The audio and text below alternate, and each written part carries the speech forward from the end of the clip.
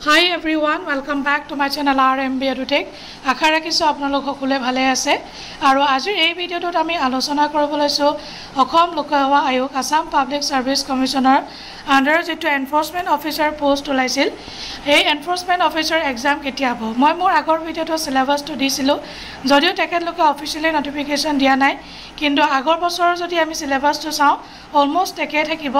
আৰু হেতু কাৰণে অলৰেডি মই সিলেবাসটো পাবলিশ কৰিছিলো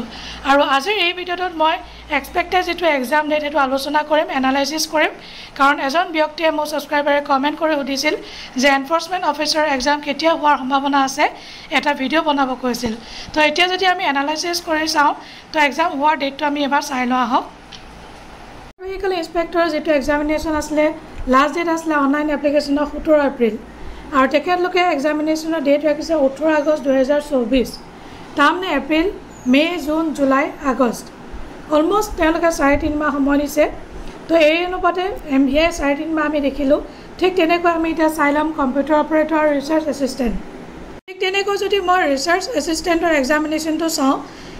অনলাইন এপ্লিকেশনৰ লাষ্ট ডেট আসলে 29 মে 2024 লাষ্ট ডেট আসলে আৰু তেওঁলোকে এক্সামিনেশন দিছে 25 আগষ্ট 2024 মে মাহটো যদি মই নধৰো তেতিয়ালে জুন জুলাই আগষ্ট তাতো 3 মাহ তেওঁলোকে অলমোস্ট সময় দিছে আপোনালোকে প্ৰমাণ দেখুৱাই দিছে আপোনালোকক আৰু তাৰ পিছত নেক্সট এটা কম্পিউটাৰ অপাৰেটৰটো এবাৰ চাই লওঁ